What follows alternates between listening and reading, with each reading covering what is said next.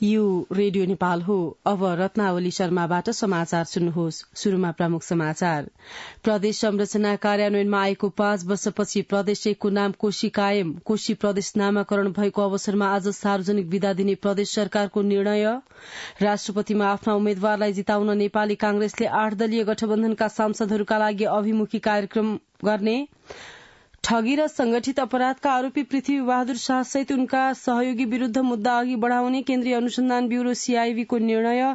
पर्यटक आगमनमा उत्साहजनक वृद्धि। सन् 2023 को फेब्रुअरी महिनामा 73,000 भन्दा बढ़ी पर्यटक भित्रिए। र सोमालियामा करिब 50 लाख मानिस खाद्य संकटमा परेको संयुक्त राष्ट्रसंघको तथ्याङ्क। ए छोरा, के छ हाल खबर? पढाइ कस्तो चल्दैछ? सबै राम्रै चल्दैछ। अनि त्यहाँ के छ बुवा? यहाँ पनि सबै राम्रो छ। ल, तेरो आमासँग कुरा गर। पर्दैन, किन धेरै पैसा खर्च गर्नुहुन्छ? किन टेन्सन लिन्छस् बाबु? हामी जस्ताको लागि एनटीसी को कल इन्डिया प्याक छँदैछ नि। इन्डिया कल गर्न त कस्तो सस्तो पो छ त त्यसमा। ल, त्यसो भए ढुक्कले कुरा गरौँ न त। सेवा सुचारू गर्नका लागि *1415# डायल गर्नुहोस्। नेपाल टेलिकम, राष्ट्रको सञ्चार। अब समाचार विस्तारमा। प्रदेश संरचना कार्यान्वयनमा आएको 5 वर्षपछि प्रदेश नम्बर 1 को प्रदेश सभाले प्रदेशको नाम कोशी कायम गरेको छ। हिजो बसेको सभाको दोस्रो बैठकले प्रदेशको नाम बहुमतले पारित गरेको हो। नेपालको संविधानको धारा 295 को उपधारा 2 बमोजिम प्रदेश नम्बर 1 को दोस्रो सभाको पहिलो अधिवेशनको 13औं बैठकबाट प्रदेश नम्बर 1 को नाम प्रदेश सभामा तत्काल कायम रहेको सदस्य संख्याको 2/3 बहुमतबाट कोशी प्रदेश नामाकरण सम्बन्धी प्रस्ताव सदनमा पेश भएको थियो। मत विभाजन का आधारमा प्रदेशको नाम टुङ्गो लगाउँदा कोशी प्रदेशको पक्षमा 82 मत र विपक्षमा 4 मत परेको सभामुख बाबुराम गौतमले जानकारी दिनुभयो। नेकपा एकीकृत समाजवादीका नेता तथा पूर्व मुख्यमन्त्री राजेन्द्र कुमार राई र प्रदेशसभा सदस्य कमल प्रसाद जवेगुले संयुक्त रूपमा संशोधन प्रस्ताव दर्ता गराउनु भएको थियो। प्रदेशसभा बैठकमा राजेन्द्र कुमार राईको उक्त संशोधन प्रस्ताव टेबल गरेपछि ध्वनि बहुमतले अस्वीकृत भएको थियो। कोशी प्रदेशको प्रस्तावमाथिको छलफलमा 15 जना प्रदेश सांसदले भाग लिनु भएको थियो। प्रदेश 1 को नाम कोशी कायम भएपछि उक्त प्रदेशमा आज सार्वजनिक विदा दिइएको छ। प्रदेश सभाबाट कोशी नाम पारित भएपछि हिजो साँझ बसेको मन्त्री परिषद बैठकले आज सार्वजनिक विदा दिने निर्णय गरेको हो। नेपाली कांग्रेसले राष्ट्रपतिको निर्वाचनलाई लक्षित गरी 8 दलीय गठबन्धनका सांसदहरूका लागि अभिमुखीकरण कार्यक्रम गर्ने भएको छ। नेपाली कांग्रेसका सभापति शेरबहादुर देउवाको निवासमा हिजो बसेको संसदभित्र रहेका नेपाली कांग्रेस पार्टी पदाधिकारीहरूको बैठकले राष्ट्रपतिका उम्मेद्वार रामचन्द्र पौडेलको पक्षमा मतदान गर्न सांसदहरूलाई प्रशिक्षण दिने निर्णय गरेको हो। बैठकले आज प्रतिनिधि सभा र राष्ट्रिय सभाका सांसदहरूको भेला गर्ने, भोलि सातै प्रदेशमा प्रदेश सभाका सदस्यहरू भेला गर्ने र 24 गते सबै प्रदेश सभा तथा संघीय संसदका सदस्यहरूको भेला गर्ने निर्णय भएको नेपाली कांग्रेसका सहमहामन्त्री बद्री पाण्डेले जानकारी दिनुभयो।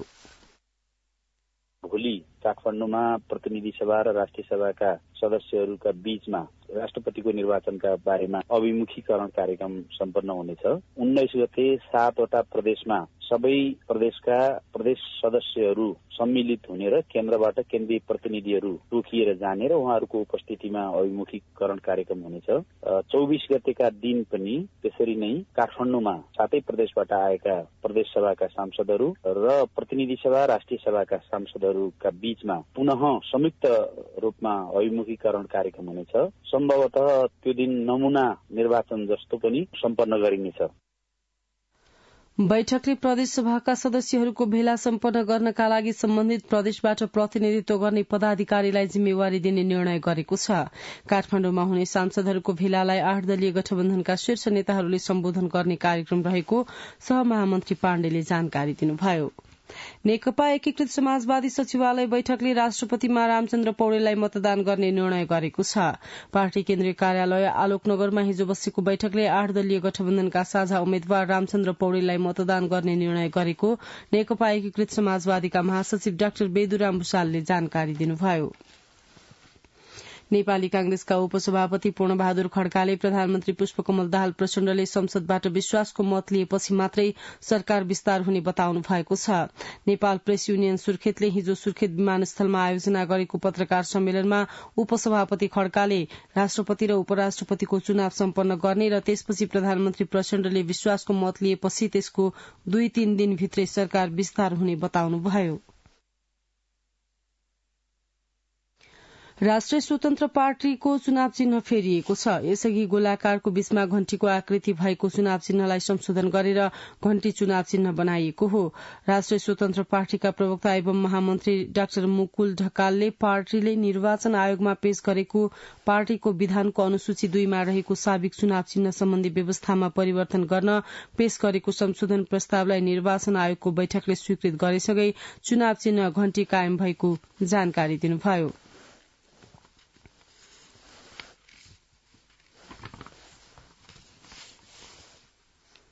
प्रधानमन्त्री पुष्पकमल दाहाल प्रचण्डले नेपालको जैविक विविधतालाई जनजीविकासँग जोडेर लैजानुपर्ने बताउनु भएको छ।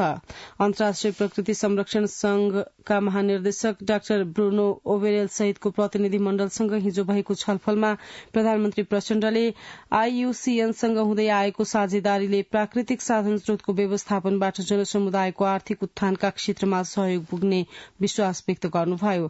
त्यस अवसरमा आईयूसीएनका महानिर्देशक ओबेरेलले नेपालले जैविक विविधता र वातावरण संरक्षणमा खेलेको भूमिकाको प्रशंसा गर्नुहुँदै नेपालसँगको साझेदारीमा भएका कार्यप्रति सन्तोष व्यक्त गर्नुभयो। प्रतिनिधि सभाको हिजो बोलाइएको बैठक सूचना टाँच गरेर स्थगित गरियो। हिजो दिउँसो 1 बजेका लागि निर्धारण गरिएको बैठक संसद सचिवालयले सूचना जारी गर्दै आगामी बैठक चैत 5 गते 1 बजेका लागि बोलाइएको जनाएको छ। राष्ट्रपति र उपराष्ट्रपति पदको निर्वाचनपछि मात्रै अब प्रतिनिधि सभाको बैठक बस्नेछ। यही फागुन 25 गते राष्ट्रपति पदको र आगामी चैत 3 गते उपराष्ट्रपति पदको निर्वाचन हुँदैछ। सभामुख देवराज घिमिरेले देश र जनताको हितमा खोजी र अनुसन्धानलाई आधार बनाएर पत्रकारिता गर्न सुझाव दिनुभएको छ। नेपाली पत्रकारहरूको अन्तर्राष्ट्रिय सञ्जाल इन्जा स्थापना दिवसका अवसरमा हिजो काठमाडौँमा आयोजित कार्यक्रममा सभामुख घिमिरेले विगतमा प्रजातन्त्र र गणतन्त्रका लागि लक्ष्य बनाएर काम गरे पनि व्यवस्था परिवर्तन भएसँगै पत्रकारिता क्षेत्रको भूमिका र जिम्मेवारी पनि फेरिएको उल्लेख गर्नुभयो।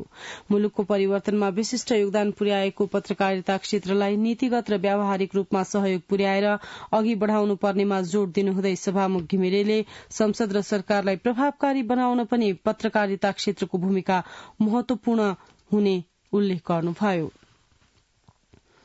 केन्द्रीय अनुसन्धान ब्यूरो सीआईबीले पृथ्वीबहादुर शाह र उनका सहयोगी विरूद्ध ठगीसँगै लिखत सम्बन्धी कसुर, सहकारी ठगी र संगठित अपराध गरेको कसुरमा मुद्दा अघि बढ़ाउने भएको छ। ब्यूरोले हिजो पत्रकार सम्मेलन गरेर आरोपित शाह र उनका सहयोगीहरूमाथिको अनुसन्धान सकिएको जानकारी दिएको छ। शाहको समूहमा रहेका व्यक्तिहरूले संगठित रूपमा अवैध सम्पत्ति आर्जन गर्ने उद्देश्यले 24 भन्दा बढ़ी कम्पनीको स्थापना गरी विदेशी नागरिकहरूलाई एन्टीभाइरस अपडेट, अमाजोनको बिल भुक्तानी जस्ता न्यूमा इमेल मार्फत सम्पर्क गरी ठगी गर्ने गरेको अनुसन्धानबाट भेटिएको थियो। पृथ्वीबहादुर शाह सम्बद्ध रहेको कम्पनी तथा व्यक्तिहरूको बैंक खाताहरूमा विदेशी नागरिकहरूलाई ठगी गरी स्विफ्ट मार्फत जम्मा गर्न लगाएको विदेशी मुद्राको रूपान्तरित नेपाली रूपियाँ 38 करोड़ 86 लाख 62 हजार मध्येबाट निज पृथ्वीबहादुर शाहले जग्गा खरिद, घर निर्माण, शेयर तथा सुन खरिद गर्नुका साथै कम्पनी दर्ता तथा बीमा लगायतका क्षेत्रमा लगानी गर्ने गरेको प्रहरी परीक्षक संजय सिंह थापाले जानकारी दिनुभयो। ठगी र संगठित अपराधका आरोपित पृथ्वीबहादुर शाह र विजय विक्रम शाह समेत 7 जनालाई पक्राउ गरिसकिएको छ भने अन्य 13 जना फरार छन्। अनुसन्धानका क्रममा उनीहरूबाट पीड़ित भएकाहरूको संख्या 56 जना रहेको भेटिएको थियो भने उनीहरू विरूद्ध 24 वटा जाहेरी वा सूचना प्राप्त भएको थियो। अख्तियार दुरूपयोग अनुसन्धान आयोगले सप्तरीको शम्भुनाथ नगरपालिकाका प्रमुख सहित 2 जना विरूद्ध भ्रष्टाचार मुद्दा दायर गरेको छ। अख्तियारले नगर प्रमुख जितेन्द्र प्रसाद गुप्ता र इन्जिनियर रामचन्द्र शाह विरूद्ध भ्रष्टाचार मुद्दा विशेष अदालतमा दायर गरेको हो। विद्यालय सभाहाल निर्माणको अन्तिम बिल भुक्तानी प्रयोजनका लागि सेवाग्राहीसँग 1,40,000 रूपियाँ मागेको अख्तियारको ठहर छ। शाहलाई 2079 माघ 3 गते आएको टोलीले सेवाग्राहीबाट 1,40,000 रूपियाँ घुस लिएको अवस्थामा पक्राउ परेको थियो। नगर प्रमुख गुप्ता र इन्जिनियर शाहबीचको आपसी योजना तथा मिलेमतोमा विद्यालयको सभाहाल निर्माणको अन्तिम बिल भुक्तानी प्रयोजनका लागि सेवाग्राहीसँग घुस रकम लिएको थियो।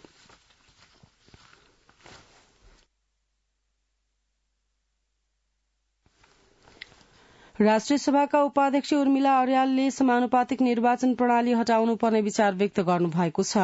राष्ट्रिय सभाको राष्ट्रिय सरोकार तथा समन्वय समितिको हिजो बसेको बैठकमा राष्ट्रिय सभा उपाध्यक्ष अर्यालले निर्वाचनमा समानुपातिक प्रणालीको दुरूपयोग हुन थालेकाले निर्वाचन प्रणाली फेर्नु पर्नेमा जोड़ दिनुभयो। उहाँले महिला सहभागिता 33% मात्रै नपुग्ने र जनसंख्याका आधारमा 50% महिला हरेक क्षेत्रमा सहभागिता हुनुपर्नेमा जोड़ दिनुभयो। राष्ट्रिय सभाको दिगो विकास तथा सुशासन समितिको हिजो बसेको बैठकमा नेपालमा दिगो विकास लक्ष्य कार्यान्वयन सम्बन्धमा अध्ययन गर्ने विषयमा सहमति जुटेको छ। बैठकमा सांसदहरूले दिगो विकासका लक्ष्य हासिल गर्ने क्रममा राजनैतिक प्रतिबद्धता नभएको गुनासो गर्नु भएपछि यस सम्बन्धमा अध्ययन गर्ने विषयमा सहमति जुटेको हो। बैठकमा राष्ट्रिय सभा अध्यक्ष गणेश प्रसाद तिमिल सिन्हाले दिगो विकासको लक्ष्य अनुसार नेपालमा दिगो विकास लक्ष्य कार्यान्वयन सम्बन्धमा तीनै तहका सरकारबाट बजेट विनियोजन भए नभएको अध्ययन हुनुपर्ने बताउनुभयो। राष्ट्रिय सभा उपाध्यक्ष उर्मिला अर्यालले दिगो विकासको लक्ष्य प्राप्तिका लागि स्थानीय तहबाट भएका प्रयासबारे अध्ययन गर्नुपर्ने बताउनुभयो। समितिका सभापति प्रकाश पन्थले समितिले दिगो विकास लक्ष्य कार्यान्वयनमा देखिएका समस्या पहिचान गर्न र आगामी दिनमा दिगो विकासको लक्ष्यलाई कार्यान्वयन गर्न अध्ययन गर्ने जानकारी दिनुभयो। दिगो विकास तथा सुशासन समितिका सचिव डाक्टर रोजनाथ पाण्डेले नेपालमा दिगो विकासको लक्ष्य कार्यान्वयनका सम्बन्धमा संसदीय अध्ययन तथा मूल्याङ्कन सम्बन्धी अवधारणा पत्र प्रस्तुत गर्नुभयो। संस्कृति पर्यटन तथा नागरिक उड्डयन मन्त्री सुदन किराँतीले हिजो नेपालगंज विमानस्थलको स्थलगत अनुगमन गर्नुभयो। उहाँले निर्माणाधीन नयाँ टर्मिनल भवनको विषयमा जानकारी लिँदै टर्मिनल भवन निर्माण समयमा नै सक्न निर्देशन दिनुभयो। 3 अर्ब रूपियाँ लागतमा निर्माण हुन लागेको भवनमा 14 टिकट काउन्टर, 72 विभिन्न पसल, 3 भिजिट कक्ष लगायत रहने विमानस्थल परियोजनाले जनाएको छ। पर्साको पोखरियाबाट गएको जन्ती बोकेको बस दुर्घटना हुँदा 1 जनाको मृत्यु भएको छ। दुर्घटनामा 3 दर्जन भन्दा बढ़ी घाइते भएका छन्। भारत बिहारको बेतिया जिल्ला 60 थाना पर्सुना गाउँबाट बिहे गरी फर्कदै गरेको जन्ती बोकेको बस अनियन्त्रित भई भारतको लौरियामा हिजो दुर्घटना हुँदा बसमा सवार पोखरिया नगरपालिका 2 झाँक्रा टोलका 18 वर्षीय ओम प्रकाश शाहको मृत्यु भएको प्रहरीले जनाएको छ। बारामा हात्तीको आक्रमणबाट 1 जनाको मृत्यु भएको छ। मृत्यु हुनेमा जितपुर सिमरा उपमहानगरपालिका वडा नम्बर 16 टागिया बस्ती निवासी 45 वर्षीय जापाङ दर्लामी मगर रहेका छन्। मगरलाई जंगल जाने क्रममा गाउँ नजिकै हात्तीले आक्रमण गरेको र घटनास्थलमै उनको मृत्यु भएको वडाध्यक्ष हरिदेव खरेलले जानकारी दिनुभयो। हात्ती बस्तीमा आउने क्रम नरोकिएपछि स्थानीयहरू भाग्न थालेको र साँझसम्म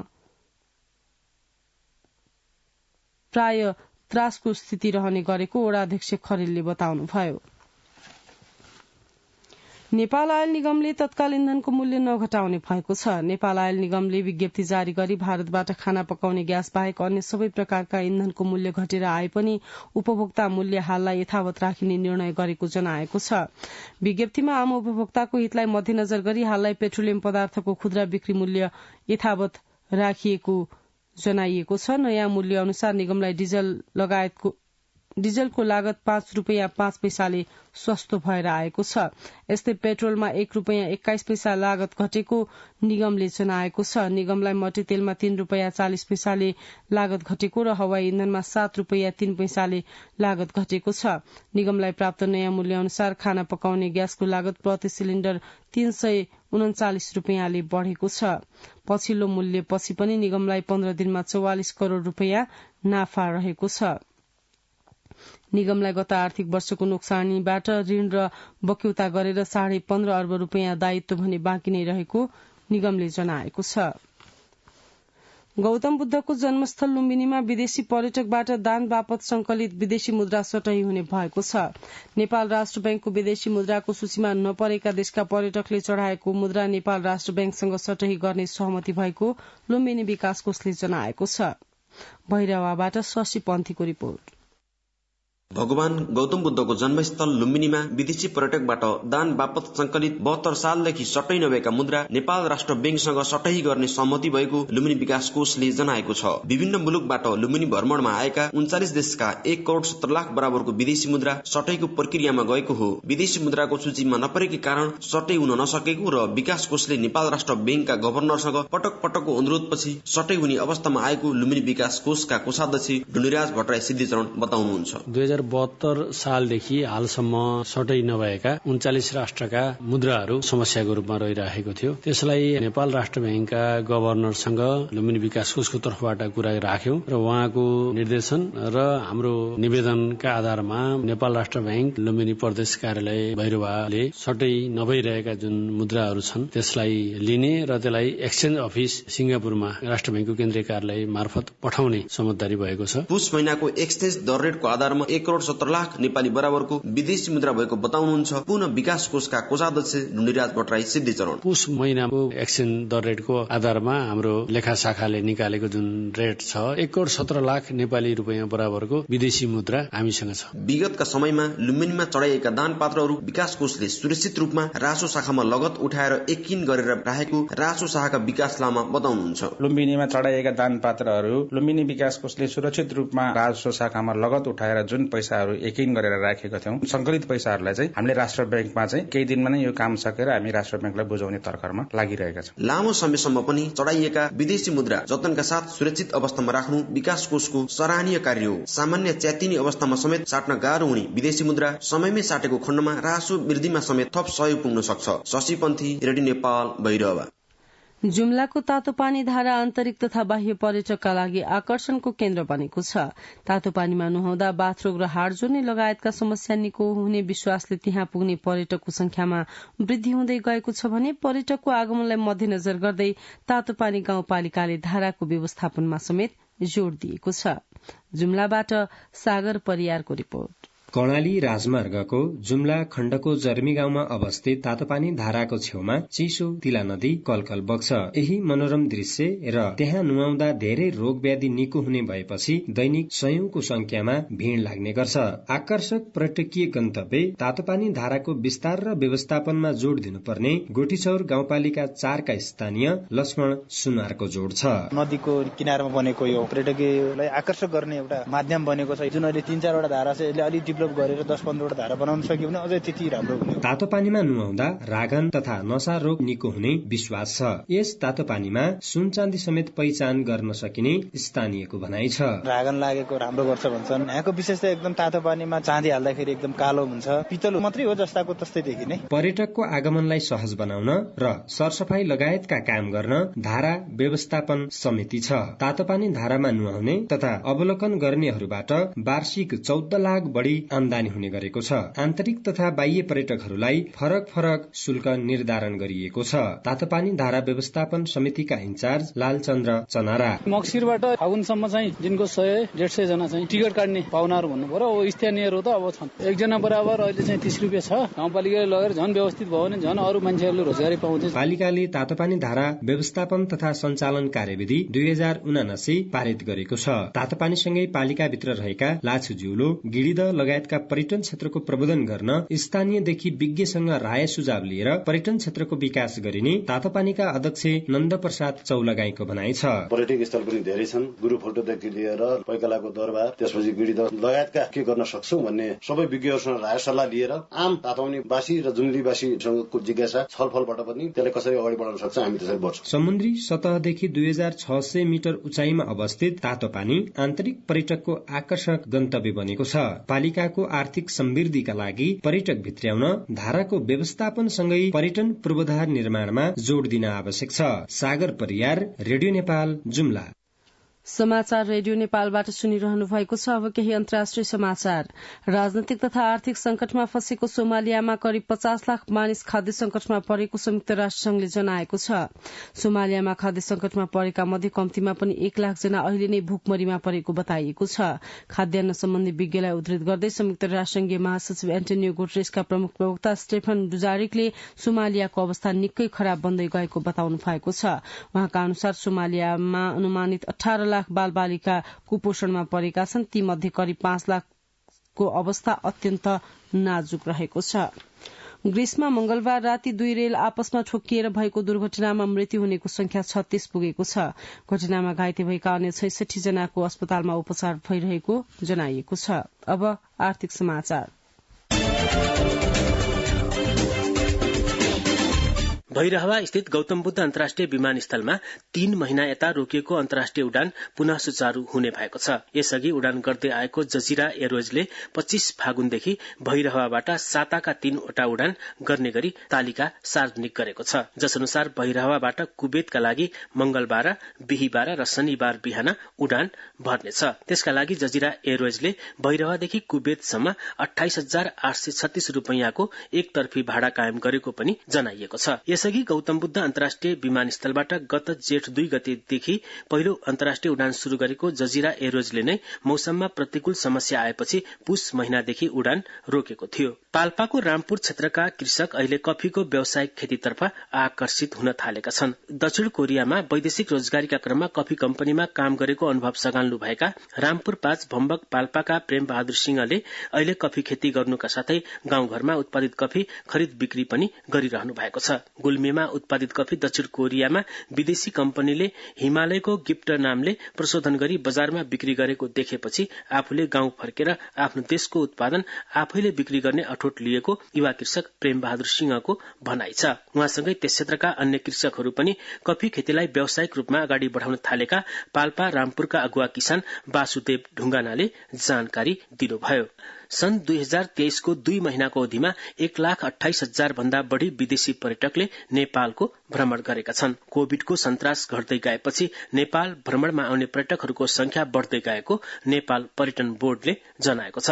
यस वर्षको जनवरी र फेब्रुअरीमा गरी कुल 1,28,329 विदेशी पर्यटकले नेपाल भ्रमण गरेको पर्यटन बोर्डको तथ्याङ्कले देखाएको छ।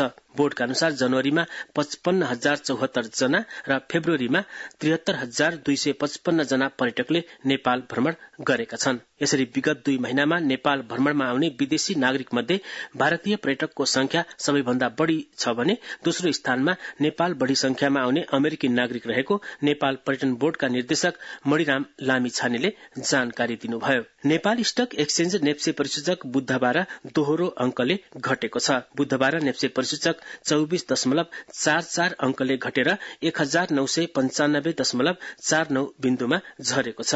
नेप्से परिसूचक करिब 2 महिनापछि 2000 को अंक भन्दा तल झरेको हो।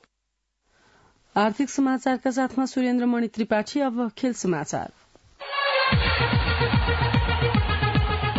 नेपाली राष्ट्रिय फुटबल टिमको मुख्य प्रशिक्षकमा इटालीका भिन्सेन्जो अल्बर्टो एनिस नियुक्त भएका छन्। अखिल नेपाल फुटबल संघ एन्फाले बुधबार भिन्सेन्जोलाई राष्ट्रिय फुटबल टिमको मुख्य प्रशिक्षक नियुक्त गरेको हो। हाल उनी इन्डियन आई लीगको क्लब नर्थ इस्ट युनाइटेडका मुख्य प्रशिक्षकको रूपमा रहेका छन्। उनले यसअघि घानाको बेचिम एएफसी, प्यालेस्टाइनको अली अल खालिल, इन्डोनेसियाको पिसिस सिमाङ र भारतकै गोकुलम केरला एएफसीमा प्रशिक्षण दिइसकेका छन्। उनले सन् 2019 मा बेलिजको राष्ट्रिय टोलीको प्रशिक्षण समेत सम्हालेका थिए। मुख्य प्रशिक्षक अब्दुल हाल अल मुतारीले गत भदौमा राजीनामा दिएपछि नेपाली टोली मुख्य प्रशिक्षक विहीन रहेको थियो। आईसीसी विश्वकप क्रिकेट लीग 2 खेल्न सन्दीप लामिछाने संयुक्त अरब इमिरेट्स दुबई गएका छन्। उनले अब नेपाली टिममा श्याम ढकाल मौसमको ठाउँमा उनी खेल्ने नेपाल क्रिकेट संघ क्यानले जनाएको छ। सर्वोच्च अदालतले विदेश जान अनुमति लिनुपर्ने आदेश दिएपछि क्यानले उनलाई यूए पठाउने तयारी शुरू गरेको थियो। उनी बुधबार दिउँसो 3 बजे यूए गएका हुन्। क्यानले अभ्यासका क्रममा मौसमलाई काँधमा चोट लागेको बताएको छ। नेपालले यूए सिरिजको दोस्रो खेल बिहीबार घरेलु टोली यूएसँग खेल्नेछ।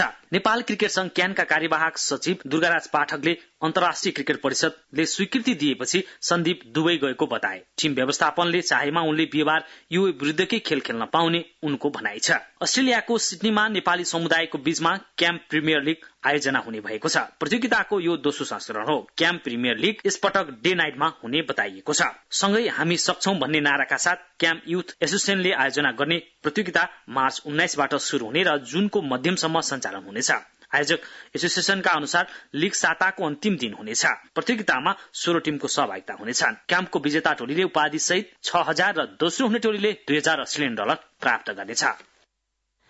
अझ एवं अब मौसम आज कोशी बागमती र गण्डकी प्रदेशका पहाड़ी भागमा आंशिकदेखि सामान्य बदलिरही सोही प्रदेशका पहाड़ी भागका एक दुई स्थानमा मेघ गर्जनसहित वर्षा हुनुका साथै बागमती र गण्डकी प्रदेशका उच्च पहाड़ी तथा हिमाली भागका एक दुई स्थानमा हिमपात हुने जल तथा मौसम विज्ञान विभागले जनाएको छ।